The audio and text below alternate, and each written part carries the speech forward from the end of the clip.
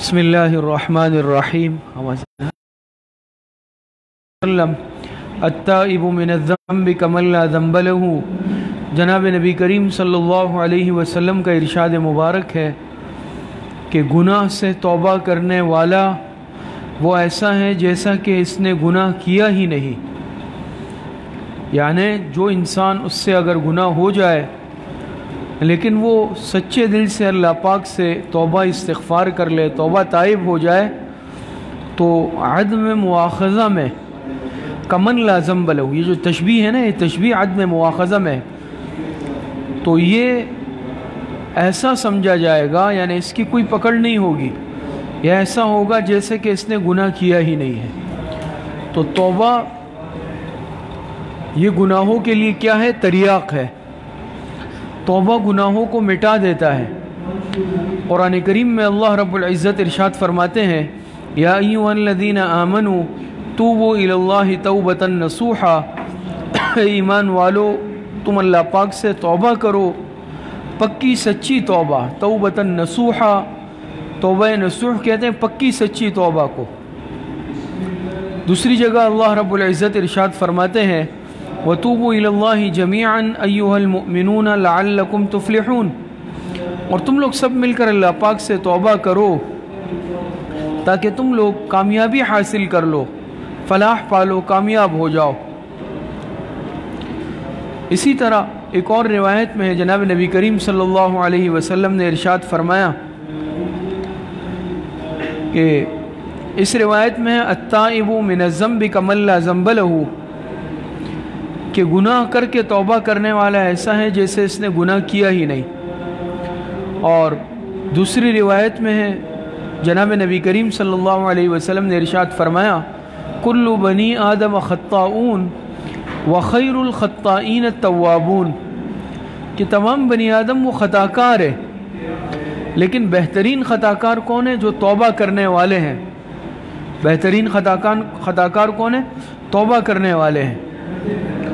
तो तौबा इस्तिग़फ़ार ये हर इंसान के लिए ज़रूरी है, और जो इंसान सच्चे दिल से अपने गुनाहों से तौबा करता है, अल्लाह पाक इसके तमाम गुनाह मुआफ़ फरमा देते हैं। बरसों इंसान ने गुनाह किए हो, पूरी उम्र गुनाहों में गुजरी हो, लेकिन सच्चे दिल से जब इंसान तौबा करता है, अल्लाह पाक उसी लम्हे इसके गुनाहों को मुआफ़ फरमा देते हैं। दूसरी बात ये समझ लें कि तौबे के लिए उलमा ने 3 शराइत लिखी है कि जब इंसान तौबा इस्तिग़फ़ार करे, 3 बातों का उसमें अहतमाम करे। उन 3 बातों का जब अहतमाम किया जाएगा, अल्लाह पाक उस तौबे को कबूल फरमाएंगे। सबसे पहली शर्त ये है, पहली चीज़, कि जो इंसान तौबा कर रहा है गुनाहों से, वो अपने उस गुनाहों पर, गलतियों पर सच्चे दिल से शर्मिंदा और नादिम हो। शर्मिंदगी का इजहार भी हो, दिल से शर्मिंदा और नादिम हो। ये नहीं है कि तौबा तो कर रहा है लेकिन कोई शर्मिंदगी के आसार ही नहीं है, निदामत के आसार ही नहीं है। तो ज़बान से भी इजहार हो, चेहरे पे भी आसार हो, सच्चे दिल से, तो अल्लाह पाक ऐसे बंदे की तौबा को कबूल फरमा लेते हैं। तो पहली बात क्या है? पहली शर्त कि इंसान सच्चे दिल से नादिम और शर्मिंदा हो। दूसरी चीज़ कि जो गुनाह इंसान कर रहा था, जिससे तौबा कर रहा है, या जो गुनाह ज़्यादा थे या एक, तो उसको फ़ौरन छोड़ दे, उस गुनाह को फ़ौरन छोड़ दे। ये नहीं है खुदा न खास्ता कि तौबा तो कर रहा है लेकिन साथ साथ में वो गुनाह भी चल रहा है, वो गुनाह जारी और सारी है। तो ये फिर बहरहाल अल्लाह पाक के साथ एक मजाक है। सब हबर कफ्तो वबर लब दिल पुरज़ौक़े गुनाह मासियत राखन नमी आयत ज़ इस्तिग़फ़ार है माँ। कहते हैं ना कि तस्बीह हाथ में है, तौबा तौबा ज़बान पे है, लेकिन दिल गुनाहों के ख़यालात से भरा हुआ है अब भी। तो गुनाह को भी हमारे इस तौबे पे हंसी आ रही है। मासियत राखन नमी आयत ज़ इस्तिग़फ़ार है माँ, गुनाह को हमारे इस तौबे पे हंसी आ रही है। तो उस गुनाह को फ़ौरन, दूसरी शर्त यह है कि उस गुनाह को छोड़ दे, तर्क कर दे। और तीसरी शर्त यह है, आइंदा के लिए न करने का अज़म, आइंदा के लिए गुनाह न करने का पक्का अज़म हो, पक्का अज़म। ये नहीं है कि तौबा कर रहा है, अभी छोड़ दिया, लेकिन साथ में है कि चलें फिर देखेंगे या मौका मिलेगा देखेंगे, तो ये गलत बात है। और तीसरी शर्त क्या है कि गुनाह को आइंदा न करने का पक्का अज़म कर ले। ये 3 शर्तें जब पाई जाती है तौबे में, اللہ پاک ایسے بندے کی توبہ کو قبول فرماتے ہیں۔ یہ بات سمجھ میں آ رہی ہے؟ تو بہرحال انسان جتنا بھی گناہ گار ہو گناہ کر لے، لیکن اللہ پاک مہربان ذات ہے، اللہ پاک کریم ذات ہے، اس توبے کی برکت سے انسان کے تمام گناہ اللہ پاک معاف فرما دیتے ہیں۔ تیسری بات یہ ہے کہ انسان گناہ سے بہرحال بچے، چاہے گناہ چھوٹا ہے چاہے بڑا ہے۔ اب دیکھیں نا، ہم اصطلاح سنتے ہیں صغیرہ گناہ کبیرہ گناہ یا صغائر کبائر۔ صغیرہ کہتے ہیں چھوٹے گناہ، کبیرہ کہتے ہیں بڑے گناہ، لیکن خدا نخواستہ یہ معلومات یہ اس نیت سے نہ ہو کہ اگر صغیرہ ہوگا تو کر لوں گا، کبیرہ ہوگا تو چھوڑ دوں گا، چاہے گناہ صغیرہ کیوں نہ ہو انسان اس کے قریب بھی نہ جائے۔ اور علماء نے لکھا ہے کہ صغیرہ گناہ پر بھی اگر اصرار کیا جائے، اس کو بار بار کیا جائے، پھر وہ صغیرہ نہیں رہتا، وہ کبیرہ بن جاتا ہے۔ تو بہرحال صغیرہ ہو کبیرہ ہو، لیکن انسان یہ دیکھ لے کہ نافرمانی کس ذات کی ہے۔ یہ نہیں دیکھے گناہ چھوٹا ہے بڑا ہے، یہ دیکھے کہ نافرمانی کس ذات کی، وہ ذات بہت بڑی عظمت والی ہے۔ مثال لکھی نا علماء نے، بزرگوں نے، کہ گناہ کی مثال تو انگارے کی ہے۔ انگارہ چاہے چھوٹا سا ہو، ایک چنگاری ہو، چاہے بڑی آگ ہو، دونوں ہی جلا کے بھسم کر دیتی ہے۔ یہ تو کوئی نہیں کرتا نا کہ چھوٹا انگارہ جیب میں ڈال دے، کہیں پر پیٹی میں رکھ لے، گھر میں رکھ لے، اسے پتہ ہے کہ چھوٹا ہے لیکن سب کچھ جلا کر راکھ کر دے گا۔ اسی طرح گناہ اگر چھوٹا ہے تاثیر میں یہ معمولی نہیں ہوتا، یہ انسان کے اعمال کو، نیکیوں کو، روحانیت کو جلا کر رکھ دیتا ہے، خراب کر دیتا ہے۔ اسی طرح علماء نے مثال لکھی گناہ کے سانپ کی، کہ سانپ بڑا اژدہا ہو یا چھوٹا معمولی سانپ ہو، لیکن کوئی بھی انسان چھوٹے سانپ کو بھی قریب نہیں کرتا، ہاتھ میں نہیں لیتا، اور چاہے وہ سانپ کتنا خوبصورت ہو، دیکھنے میں خوبصورت نقش و نگار ہے اس پہ، اور رنگ برنگی لائنیں ہیں اس پہ، خوبصورتی ہے، اس کے باوجود کوئی بھی اس کو ہاتھ میں نہیں لیتا، نہ اپنے پاس رکھتا ہے، بلکہ ہر ایک اس کے زہریلے اثرات سے واقف ہے۔ تو گناہ میں اس سے بھی زیادہ زہریلے اثرات ہوتے ہیں۔ تو گناہ چاہے بڑا ہو چاہے معمولی ہو، لیکن یہ انسان کی روحانی دنیا کو تباہ و برباد کر دیتا ہے۔ تو گناہ سے بہرحال ہر صورت میں اپنے آپ کو بچانا ہے، چاہے گناہ معمولی ہو چاہے بڑا ہو۔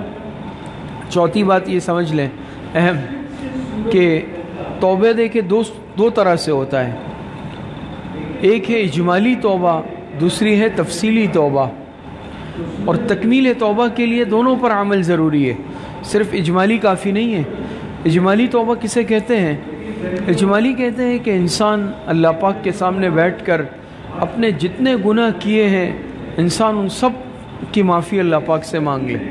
اب دیکھیں ہم تو اتنے گناہ کرتے ہیں کہ ہمیں شاید وہ یاد بھی نہیں رہتے نا، کتنے کیے ہیں، کتنے عرصے سے کیے ہیں، کون کون سے کیے ہیں، شاید ہمیں یاد بھی نہیں ہو، بلکہ شاید ہمیں آج کے بھی یاد نہ ہو، کیونکہ حساب گناہوں کا تو ہم نہیں رکھتے، لیکن اللہ پاک کے علم میں ہے، اللہ پاک تو جانتے ہیں۔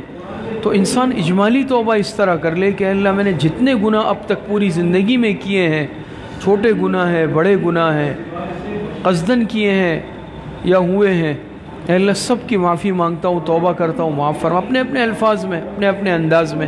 یہ اجمالی توبہ کہلاتی ہے کہ انسان اللہ پاک سے تمام گناہوں کی معافی مانگ لے، توبہ کر لے، یہ بھی ضروری ہے، یہ اجمالی توبہ ہے۔ اور ان 3 شرائط کو مد نظر رکھ کر کہ سچے دل سے نادم بھی ہو، گناہ کو چھوڑ بھی دے، آئندہ نہ کرنے کا عزم بھی ہو، یہ اجمالی توبہ کہلاتی ہے، لیکن صرف اتنی کافی نہیں ہے نجات کے لیے۔ دوسری ہے تفصیلی توبہ، یہ بھی ضروری ہے۔ تفصیلی توبہ کسے کہتے ہیں؟ یہ تو ہو گئی، لیکن اب عبادات یا معاملات یا معاشرت و اخلاق میں اگر ہم سے کوئی کوتاہیاں جو اب تک ہوئی ہے، حقوق اللہ میں چاہے حقوق العباد میں، اس کی ادائیگی کی بھی فکر کرنی ہے، اس کی ادائیگی کی بھی فکر کرنی ہے نا۔ اب صرف توبہ تو کافی نہیں ہے اس کے لیے۔ اگر سابقہ قضا نمازیں لازم ہے، وہ میں نے ابھی تک نہیں پڑھی، پچھلی ابھی پڑھ رہا ہوں، لیکن خدا نخواستہ اگر پچھلی میرے ذمہ 1 سال کی ہے، 1 مہینے کی ہے، 2 سال کی ہے، جتنی بھی ہر انسان اپنی کیفیت سمجھتا ہے بہت اچھی طرح، فوراً اس کی ادائیگی کی فکر کرے اور اس کی ادائیگی شروع کر دے، اس کی ادائیگی۔ ورنہ آخرت میں سب سے پہلا نماز حقوق اللہ میں کس کا ہوگا؟ نماز کا ہوگا۔ بات سمجھ میں آ رہی ہے؟ روز محشر کے جا گدا زبوت اول ہے پرسش نماز بوت، سب سے پہلے محشر میں آخرت میں نماز کا سوال ہوگا، معمولی عبادت تو نہیں ہے۔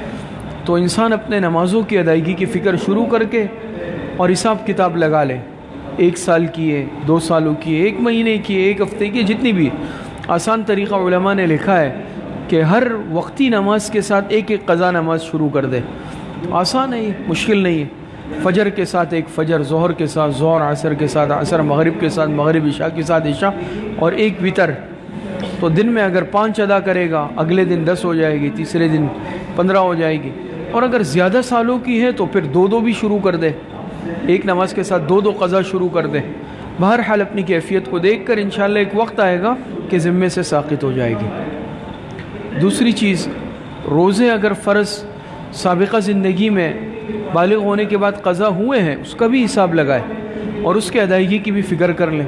آسان ہے، ہفتے میں کم از کم 2 روزے رکھ لیں، پیر جمعرات کے دن قضا روزوں کا معمول بنا لیں، مہینے میں 3 ایام 20 کے جو روزے آتے ہیں اس میں قضا روزوں کی نیت کر لیں، زیادہ ہیں تو زیادہ رکھ لیں۔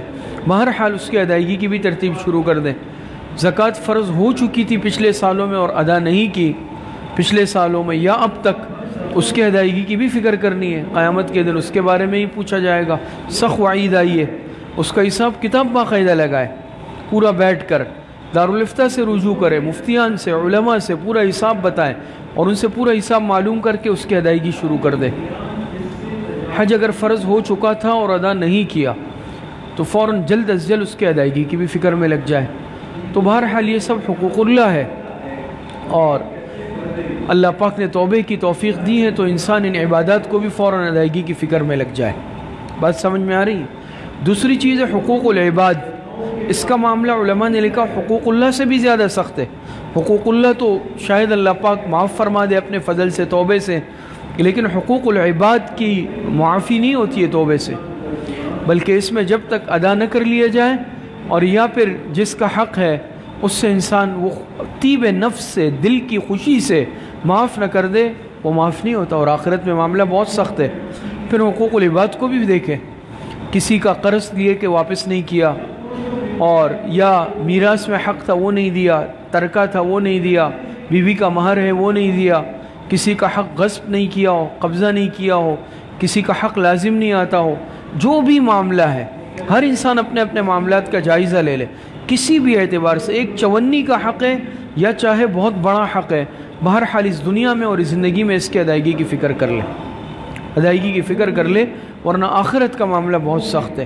اور جیسے روایت میں آتا ہے نا، تفصیلی روایت ہے کہ آپ علیہ السلام نے پوچھا صحابہ سے کہ بتاؤ حقیقی مفلس کون ہے، حقیقی مفلس کون ہے؟ صحابہ نے عرض کی جس کے پاس مال اور دولت نہ ہو۔ آپ علیہ السلام نے فرمایا نہیں، حقیقی مفلس وہ ہے قیامت کے دن ایک شخص آئے گا، اللہ پاک کے سامنے لایا جائے گا، اس کا نام عمل نیکیوں سے بھرا ہوا ہوگا، نفلی نمازیں، نفلی روزیں، نفلی صدقے، نفلی حج عمرے، بہت عبادات نیکیاں ہوں گی، لیکن دوسری طرف اس نے لوگوں کے حقوق میں حق تلفیہ کی ہوگی، کسی کی غیبت کی ہوگی، کسی کو مارا پیٹا ہوگا، کسی کے مال پہ قبضہ کیا ہوگا، کسی کا حق ادا نہیں کیا ہوگا، وہ لوگ آئیں گے اور اپنا مطالبہ کریں گے حقوق کا۔